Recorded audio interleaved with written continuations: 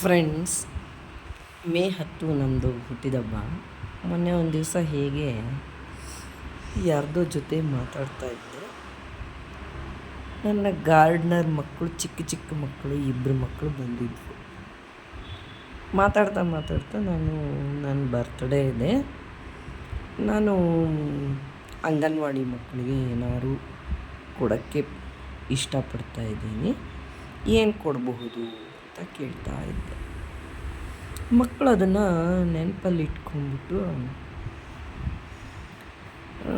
ಇವತ್ತು ಬೆಳಿಗ್ಗೆ ನನಗೆ ಸಣ್ಣದಾಗಿರೋ ತಮ್ಮದೇ ರೀತಿಯಲ್ಲಿ ಗಿಫ್ಟ್ ತೊಗೊಂಡ್ರು.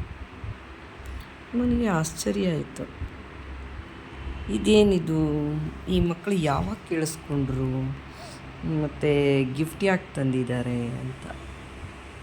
ಅದಕ್ಕೆ ಆ ಮಕ್ಕಳಿಗೆ ನಾನು ಏನಿದು, ಅದಕ್ಕೆ ಆ ಚಿಕ್ಕ ಮಕ್ಕಳು, ಮೇಡಮ್ ಇವತ್ತು ನಿಮ್ಮ ಹುಟ್ಟಿದ ಹಬ್ಬ ಅಲ್ವಾ, ಅದಕ್ಕೆ ಗಿಫ್ಟ್ ಕೊಡ್ತಾ ಇದ್ದೀನಿ ಅಂತ ಹೇಳಿ ಪುಟ್ಟ ಮಕ್ಕಳು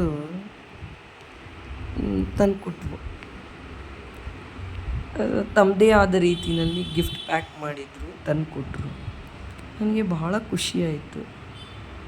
ನಾನಂದೆ, ನಾನು ತುಂಬ ಏಜ್ ಆದವಳು, ನನಗೆ ಗಿಫ್ಟ್ ಕೊಡೋದಲ್ಲ, ನೀವೆಲ್ಲ ಪುಟಾಣಿ ಮಕ್ಕಳು, ನಾನೇ ನಿಮಗೆ ಗಿಫ್ಟ್ ಕೊಡಬೇಕು ಅಂತಂದರೆ ಆ ಮಕ್ಕಳು, ಇಲ್ಲ, ಬರ್ತ್ಡೇ ಆದವ್ರು ಕೊಡೋದಲ್ಲ, ಬರ್ತ್ಡೇ ಇರೋರಿಗೆ ಕೊಡಬೇಕು ಅಂತ ಹೇಳ್ಬಿಟ್ಟು ಕೊಟ್ಟರು. ನಿಜವಾಗಿಯೂ ನನಗಿವತ್ತು ನನ್ನ ಹೃದಯ ತುಂಬಿ ಬಂತು. ಮಕ್ಕಳ ಮನಸ್ಸು ಎಷ್ಟು ಮುಗ್ಧ ಅಲ್ವಾ, ಎಷ್ಟು ಏನು ಹೇಳ್ತಾರೆ, ಇನ್ನೋಸೆಂಟ್ ಮಕ್ಕಳು ಅಂತ ನನಗೆ ಕಣ್ಣಲ್ಲಿ ನೀರೇ ಬಂದ್ಬಿಡ್ತು. ನಿಜವಾಗಿಯೂ ಇನ್ನೂ ಮಕ್ಕಳಲ್ಲಿ ಆ ಮನುಷ್ಯತ್ವ, ಆ ಮುಗ್ಧತೆ ಇರುತ್ತೆ.